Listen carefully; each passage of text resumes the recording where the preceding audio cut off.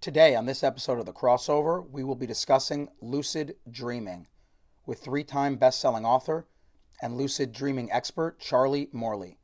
Find out how to train your mind to be conscious during sleep and control your dreams via meta-consciousness. Much more on this episode of The Crossover. Good afternoon, everyone. I'm going to be talking with Charlie Morley about lucid dreaming. For those of you who don't know what that is, I didn't know until recently, but it's being conscious during your dream. Kind of crazy. Hey, Charlie, how you doing, buddy? Hello, mate. I'm doing fine. How are you? Awesome. Listen, man, thanks for joining us. I'm going to do a brief introduction just while everyone logs on. We have Sure. the pleasure of speaking with Charlie Morley today. He is a world expert on lucid dreaming. Three-time best-selling author on the topic, including Shadow Integration and Mindfulness of Sleep and Dream. He has been lucid dreaming for over 2 decades and was authorized to teach within the Kagyu school of Tibetan Buddhism in 2008. Since then, he's written 4 books, with them being translated into 15 different languages, and run workshops and retreats in more than 20 countries. He's spoken at both Oxford University and Cambridge University, as well as the Ministry of Defense Mindfulness Symposium, the Houses of Parliament, and the Mindfulness Association Annual conferences. In 2018, he was awarded the Winston Churchill Fellowship grant, and in 2019, he created the first Lucid Dreaming for Therapists course, which trains the art of hypnotherapy, meditation teaching, and therapists to do lucid dreaming with their clients. Of note, Charlie became a Buddhist formally at the age of 19. And he's here today to talk about lucid dreaming and how we control ourselves during sleep. Super interesting topic. Again, thanks for joining us, Charlie. Pleasure having you on. Brilliant. Thank you for having me. Awesome. So let's just start with basics for all of our listeners. What exactly is lucid dreaming? I only heard this concept just a few months ago, but can you give us a little background about what lucid dreaming is? Yeah. So a lucid dream is any dream in which you're actively aware of the fact that you're dreaming as the dream is happening. So if you've ever had a dream where you're sound asleep, but in the dream you're like, whoa, this is all a dream right now. That's a lucid dream. Now, often when people first have that, they might wake up straight away. It's that most people's first lucid dreams last like 10 seconds. I'm dreaming, this is so cool. Boom, and you wake up. Or alternatively, many people come to their first spontaneous lucid dreams through nightmares. You know, if you ever had a nightmare where in the nightmare you've been like, wake up, wake up. The moment you yelled, wake up, you had indirectly acknowledged that you were asleep because there was a place to wake up to. So for a lot of people, it's nightmares that lead them to spontaneous lucid dreams. My job is to teach people how to get to that state intentionally. So give us an example of what a lucid dream for you would be. Just give us a basic example. Yeah. So, for example, you'd be in the dream state, completely unaware that you're dreaming, and then maybe you see a dream sign, which is some part of the dream that can indicate to you that you're dreaming. So, my dead grandma appears, or suddenly I'm back at school, and because of the training I've done in the daytime to notice anomalies, to be aware of kind of dream signs in the daytime. Anytime something weird happens, I clock it and I go, wait, could this be a dream? Because of that training, I dream in the same way, and I go, hang on. My dead grandma, wait, I must be dreaming, boom, and then suddenly I'm lucid. And okay, so the thing that comes to mind, the last interesting healing that I did was about 6 months ago. I became lucid and I had plantar fasciitis, from incorrect running. So kind of like heel spurs from incorrect running during lockdown. And I became lucid and I want to see if I could heal this part of my foot. So I became lucid and I'm dreaming. I know that my body is asleep in bed. I know I'm simply in a huge 3-dimensional hallucinatory projection of my own mind. But I also remember that the placebo effect is incredibly powerful in this state because you're literally in the mind. So I think I'm going to try some placebo healing. So I put my dream hands on my dream heel. And I remember calling out this affirmation that's a bit of a tongue twister. My heels are healed. My heels are healed. My heels are healed. As I'm putting my hands on my dream heels. And there's all this light coming out of my hands. I don't intend that to happen, but there's something about the kind of intention to heal that makes light come out. I don't know. And my heels kind of start shaking like boom, and then I wake up. So it's short, maybe 30 seconds, 1 minute in total. Now you're a doctor. I'm not going to try and explain this away in any other way than the placebo effect. But I got to tell you what, I've still been jogging since that day and I have no plantar fasciitis. And I don't think my running style has improved that much. So it seems that, minor ailments It seems there's something in the lucid dream state can mobilize a very powerful placebo effect. Maybe something like the Simerton method, you know, the visualized healing method used for cancer patients. Maybe because you're in a visualization already, that kind of visualized healing can work to maximum capacity. Maybe it's just because I really believe in lucid dreaming so much over the past 20 years. I don't know. I'm not trying to sell it as a healing, as a cure, but absolutely it can be a kind of an alternative therapy that can help mediate certain conditions, I think. Yeah. Now, can anyone lucid dream? And along those lines, how common is lucid dreaming? Yeah, so the latest study showed that there were about 20% of people who would have monthly lucid dreams, spontaneous lucid dreams, just because of, I don't know, certain predilections. I mean, there are predilections. People who have a lot of flow state experiences seem to have more lucid dreams. Creative people seem to have more lucid dreams. Those connected to a spiritual practice or a mindfulness practice seem to have more. But most people have had one lucid dream in their lifetime. And actually, a Harvard study showed that kids aged 6 to 16, lucid dreams are a natural arising of the childhood brain development. So it seems like we naturally dream as kids. It seems to be a natural kind of inbuilt function, but something we kind of either forget how to do or we teach it out of kids. Who knows? But yeah, it's nothing strange. What is strange is to learn how to do it at will. But that's the strange task that I have at my disposal. And yeah, anyone can do it. It's a learnable skill. Now, talk about the difference between dream awareness and dream control. Those are two different things, right? Yeah, I don't really kind of subscribe fully to the whole dream control thing. I mean, once you become lucid and you're like, oh, I'm dreaming, you can now choose what to do.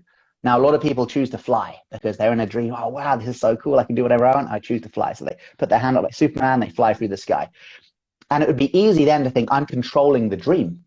Now, you're controlling your subjective experience of the dream. But to say you're controlling the dream itself is a bit like, as my friend Robert Wagner says, is a bit like the sailor saying they control the sea. You know, it'd be a very arrogant sailor to believe they're controlling the awesome power of the ocean. Mm-hmm. But the sailor can control their subjective experience as they navigate the ocean, a bit like a lucid dreamer. So yeah, for full lucidity, when you look at the kind of scientific studies by Tadas Humphreys and the guys at Heidelberg University, they did a lot of studies. It requires not only lucid awareness, so knowing you're dreaming, but ability to volitionally influence the dreamscape. So they use that term, but I guess it's a little bit like control, to volitionally influence the dreamscape. And then, yeah, you can choose to do stuff. And the elevator pitch is anything you can treat through hypnotherapy, you can treat through lucid dreaming.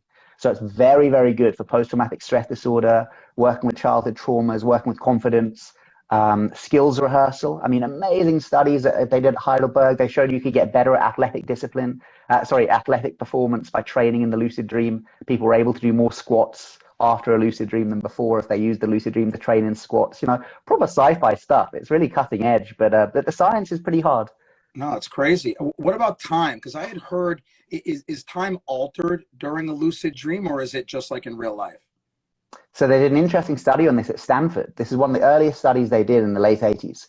So Stanford University was the first to, lucid dreaming was first proved in 1975 at Hull University in the UK.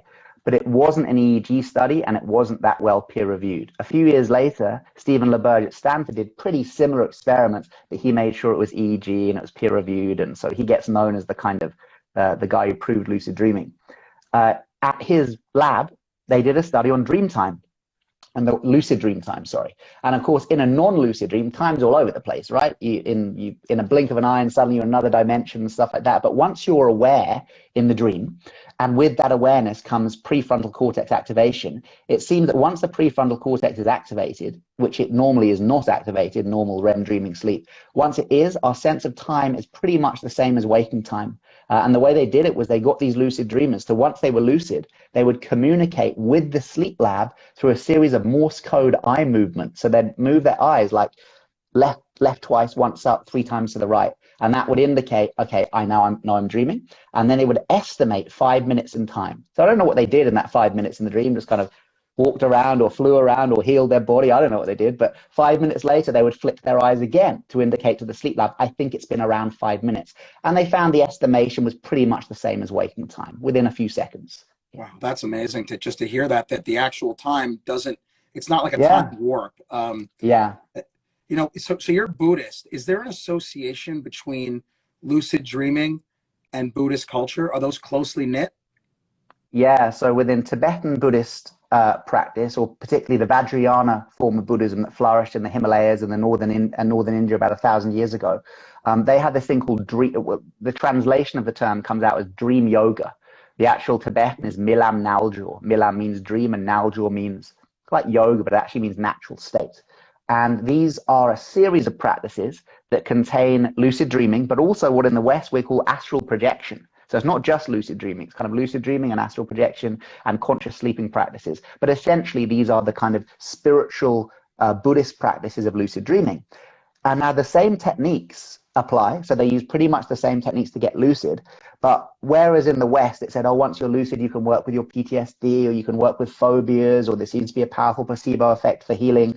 The Tibetans are like, you do your spiritual practice in there. You train for the moment of death. You learn to transform yourself into the deity. So it's the same methods for getting lucid, but once you are lucid, very different aims, very different goals, I mean. So you mentioned that it's been around, obviously, since the ancient times. How much Yeah. has the science advanced and the technique advanced, let's say, since 1975, just like you were saying back at Stanford? In the last 50 years, how much has lucid dreaming advanced? Well, there have been more scientific studies in the last 5 years into lucid dreaming than there have in the last 50 years put together. So that puts it into perspective. They're getting pretty good now. I mean, the last study they did where they said they had found a method to induce lucidity consistently, because that's the difficult bit, is getting people lucid, was a combination of various techniques, one called wake back to bed, one called the mild technique. And actually you find those, the mild technique is this really famous technique invented by Stephen LaBerge. And I'm sure he did invent it. I'm sure he didn't know that it already existed, but there's a very specific 15th century Tibetan text which has exactly the same technique. Now, I'm not saying Stephen LaBerge, cheated at all. I'm just saying no such thing as a new idea. But now it seems that with research they can, implement or get people to induce lucidity pretty regularly. And the last study I was part of was working with a group, or actually this gets published this month in the Journal of Trauma and Psychiatry, I believe. And this is a study we did at IONS, Institute of Noetic Sciences, where we had 55 people, all had clinical treatment-resistant PTSD. And we had 1 week to teach them to lucid dream. And the aim was to have a healing lucid dream. So this could be, there are a lot of veterans in the study, so maybe they're having a recurring dream they're back in Iraq. And for them, it would be waking up in that dream and going, oh, I'm not really back in Iraq. I'm simply having a nightmare I'm back in Iraq. And because of that, I am safe. I am okay. And they could then choose to kind of fly away, or change the scene, or even better, actually move in to the nightmare, but knowing that there's nothing that can harm them, healing lucid dream. And we got crazy results. We found that by the end of the 1 week study, we did PTSD scores before and after.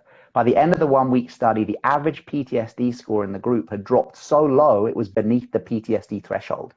They actually redid the numbers because we thought it was a mistake. We were like, this can't be right. 4 weeks later, the follow-up study, it had maintained below the PTSD threshold. And even in that group, the 55 people, 75% of them managed to have a lucid dream in the week, which is a very high percentage. But even the 35 or 25, whatever the other percentage is, who didn't get lucid, they also had a reduction in PTSD score. So we realized that just learning that lucid dreaming is a thing, learning that you're not stuck with nightmares forever, that they can be treated. And also we think hearing the testimonials of the others who did manage to heal their nightmares in that period had a very healing effect too. And we just got funding to run another study based on that next year. So look out for that. I mean, what could lucid dreaming, or what has it taught us about the human consciousness? Because everyone talks about consciousness. It's such a vague concept. But what is learning more about lucid dreaming? What has that taught us about the human consciousness?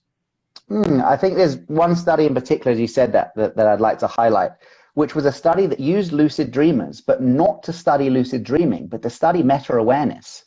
Because the scientists realized people are either asleep and not aware, or they're awake and they're aware, but they couldn't see the moment that awareness kind of flashed onto the computer screen, if you like. And they realized with lucid dreamers, they could, because the prefrontal cortex completely deactivated during REM dreaming sleep. But when you become lucid, it activates. So they thought, well, with that activation, we should be able to find the seat of consciousness, the part of the brain that actually contains kind of self-awareness, sense of agency. And they did it. And they used lucid dreamers, and they confirmed that it was the right dorsolateral prefrontal cortex. Now, as a Buddhist, to say that consciousness resides in the right dorsolateral prefrontal cortex is a ridiculous statement, and I don't agree with that materialistic reductionist view at all. But it was a really cool study that they were using lucid dreamers, not just to study lucid dreaming, but to study the seat of consciousness itself. Because there's nothing more meta than being inside your mind in a dream going, wait, my body's asleep in bed. I am inside a three-dimensional hallucination of my mind where everything is me. And then walking up to a dream character and having a conversation and being like, fuck, how do they know what to say to me? Because I'm them replying to me. And I'm also the awareness watching this happen. I mean, it's meta, meta, meta. Wow. So the right dorsolateral cortex? Right dorsolateral prefrontal cortex and the frontopolar regions, I believe, is the full quote. Well, I mean, I'm talking to a man who operates on people's brains, so please tell me if I got it wrong. I'm going to have to be super careful next time I operate in that area. For sure. So does lucid dreaming affect the quality of sleep? Is REM sleep altered in any way? Yeah, so it's strange. They found that although the practice of learning to lucid dream can be a bit tiring, because you've got to wake up in the morning, keep a dream diary throughout the day, you've got to raise your awareness and do certain kind of reality check practices and stuff like this. Some of the practices ask that you wake up at weird times in the night and then stay awake for a short period and drop back to sleep to kind of bring REM a bit closer. That can be a little bit tiring and does have an effect on people's sleep quality. But, you know, learning martial arts or learning soccer or anything kind of, you know, is a bit tiring. But they found that once people get to the stage of actually having lucid dreams, not only is there no detriment to the sleep quality, there actually seems to be an increase. Because once the brain becomes lucid, you get this big rush of gamma. And as we know that, you know, when you've forgotten someone's name, you're like, oh, what are they called? Oh, they're called Dave. Boom. We get a gamma flash in the brain. It's like, it's the brainwave of kind of remembrance. And when you become lucid, you not only get a flash, the brain just, boom, just stays in gamma for the length of the lucid dream, which makes sense. Because if for 1 second you forget that you're dreaming, you'll wake up. So you've got to be in that state, wow, I'm dreaming. I'm still dreaming. This is all a dream. This is all a dream.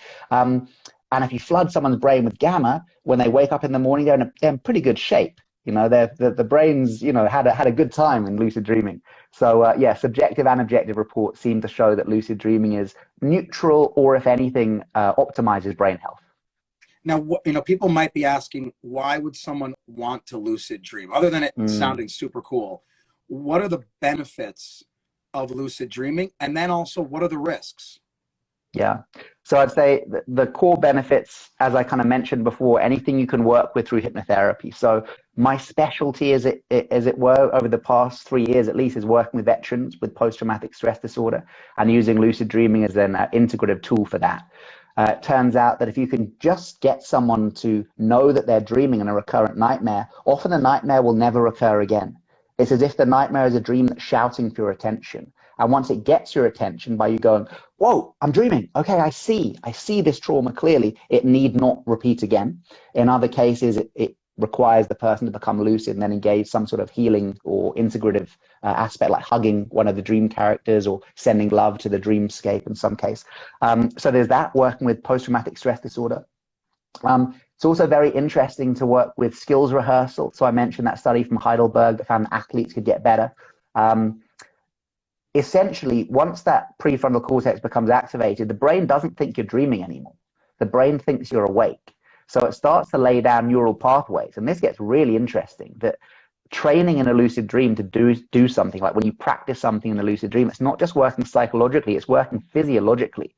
So you're actually changing the networking in the brain. And you see this very powerfully working with phobias. So people going in the lucid dream state. And it's a bit like exposure therapy, but it's the most intense form of exposure therapy you can get, because the lucid dream feels so real. And as far as the brain's concerned, you're actually there. You know, you're not just imagining, you know, you're not just looking at a screen of a spider. You're actually holding a spider in your hand, but fearlessly knowing that you can't be affected by it. It's also a powerful spiritual practice in both the Tibetan Buddhist tradition, the Sufi tradition, the Toltec Mexica, Mexican shamanic tradition have a long history of lucid dreaming. It seems to be a great way to work with creativity. Like, you can become lucid and ask a question, like, what career path shall I take? And people get answers. You know, the dream speaks back to you, or a dream character walks in and tells you something. And people's interpretation of this differs. Some people say it's God, you know, the answer comes from God or something. I'm like, I don't know what it is, but if we could access the entirety of our unconscious mind, think how much data we would have. Think how much more data we can access in the dream compared to the waking state. So it seems like the access to that data means you can get some pretty cool information from the lucid dream that gives people kind of advice. But the main things I'd say is psychological healing, the burgeoning aspect of possible physical healing. These are all anecdotal. There's been no studies, but you know, I shared an anecdote at the beginning. And PTSD treatment seem to be the kind of core takeaways for lucid dreaming. And also, it's really fun. I mean, it's like you go to bed and you're excited. You go, whoa, imagine if I get lucid. Even if I just fly about and have sex with movie stars, fine, that's your fun. But once you're done with that, then the way you can make changes to your mind, you can integrate phobias, work with trauma, do a spiritual practice in your sleep. It's, you know, it's 1,000 years old, but I think it's more than relevant now because no one has time. No one thinks they have time to do their meditation or their spiritual works like this. This is the one you do in your sleep. So there's no excuse. Yeah. And, you know, I'm sure that after your last comment, everyone's going to want to learn how to lucid dream. So what are the steps to lucid dreaming? Are there key things that people have to do? How does one learn how to lucid dream? Yeah, so this is a big question. Obviously, I've got like 4 books on, or 2 of them are just on this subject. But there are kind of some takeaways we can do now, which I call the 4Ds. And these are ways people can start to kind of get lucid tonight, really, if they do this. The first D is dream. Oh, I love how meta your mug is, by the way. That on your mug, there's a picture of you with the mug, with a picture of the mug. Absolutely. It's very Inception-like. Yeah, I love it. It is. I'll just check if I'm dreaming or not. I'm okay. So the first D is having a dream plan. So this is basically having an intention for what you want to do in your first or next lucid dream. That's the most powerful lucid dreaming technique. If you're trying to have a lucid dream just because, oh, it sounds kind of cool, you will get there eventually, but it's going to be weeks or months of doing the techniques. If you go to sleep tonight and you think, oh, wow, imagine if I can use lucid dreaming to work with that childhood trauma, or imagine if I can use lucid dreaming to have that spiritual experience, or imagine if I can use lucid dreaming to practice for my speech that I've got to give at work tomorrow, the board meeting or something like that. Big study on that, actually, public speaking. People got much better through lucid dreaming. If you've got a really good reason to get lucid, a good reason why, that's way more important than the how. So the first thing I'd say, have a dream plan. What do you want to do in your lucid dream? And it's kind of like asking, if you had a session tonight with the most powerful hypnotherapist on earth, and they said, you know, what do you want to work on? That's kind of the question you're asking, because the lucid dream, in the similar way to hypnosis, is taking you down to the depth of the unconscious where you can plant these suggestions. The second D is dream recall. So remembering your dreams. Everybody dreams every night. There's no way to stop the human brain from dreaming other than heavy head injury or stroke. And even then, within a few weeks, the brain starts to kind of move things around a bit and people start reporting dreaming again, other than very rare cases. So you're dreaming every night, but most people don't remember their dreams. Why? Well, when did you last care to notice? When did you last try? But if you go to sleep tonight, really trying, you know, falling asleep, telling yourself, tonight I remember my dreams. I have excellent dream recall, really setting a strong intention. Most people within 1 or 2 nights will start remembering their dreams. So that's the second D, dream recall. The third D are dream diaries. Write down your experience. So first of all, set your intention to remember your dreams. And in the morning, or whenever you wake up, write down some notes. Why? Not to interpret the dream. If you're into that, that's fine, but that's not my bag here. The reason we write it down is to solidify memory of an unconscious process into the conscious mind. As we all know, when we're studying for our exams and stuff, writing up your notes does something. It kind of enforces stuff deeper into the memory. So why would you want to write down your dreams? Because every time you write down a dream, you start to notice the content of your dreams. So let's say after a week of writing down your dreams, you'll start to see these patterns emerging. Like, oh yeah, I often dream of my dead grandma, or I always dream of being back at that beach we used to visit as a child, but that I haven't been to in 30 years or whatever. You start noticing these patterns, and that leads to the final D, dream signs, which are any aspect of the dream that can indicate to you that you're dreaming. By keeping a dream diary, you start to notice your very specific personal dream signs. So let's say it is your dead grandmother or the house you used to live in as a kid. So you're making these triggers that the next time I see my grandma, I must be dreaming. She's a dream sign. The next time I'm back in my childhood home, I must be dreaming. And then eventually the next time you dream of your childhood home, something will get triggered and you can become lucid. But far better than that is to work out your dream signs. Let's say it's your child at home, and fall asleep telling yourself, tonight I dream of my child at home. When I'm in my childhood home, I know that I'm dreaming. Tonight I dream of my child at home. When I'm in my childhood home, I know that I'm dreaming. It's kind of like a self-hypnosis technique as you fall asleep through that hypnagogic state. And, those 4 steps will bring you to lucidity pretty quick, as well as the dozens of other techniques. Now, how long does that normally take? I know everyone's different, right? But is it days, weeks, months? On average, I'd say I run these lucid dreaming retreats, let's say a lucid dreaming workshop, weekend workshop. Let's say it's a Saturday, Sunday weekend workshop. Maybe on Tuesday, a couple of days later, I'll get a few emails from people. Wow, what happened? Start to have it. But usually it's about 2 weeks after the workshop. Then I get a lot of emails at 4 a.m. from people saying, wow, it worked. I had my first lucid dream. Really, the outliers of that who are going to get there like tonight are people with a really good number 1D, the dream plan. If someone's watching this and goes, whoa, that study about the veterans. Okay, I'm a veteran. I've got really bad nightmares. I've got a really good intention why I want to get lucid. They might get lucid just from listening to this podcast. Wow. That can definitely happen. But for most people, yeah, it's weeks, not days, but weeks, not months. Okay, good to hear.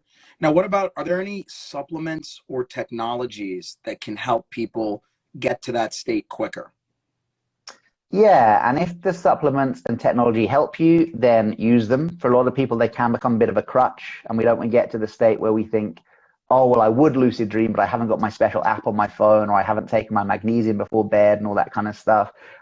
Stuff that helps with sleep and relaxation is good, because the sooner you get to sleep, the sooner you'll be in, well, not sooner, but the more smooth your transition into REM, which is where you're going to be having your lucid dreams. So sleep supplements can help.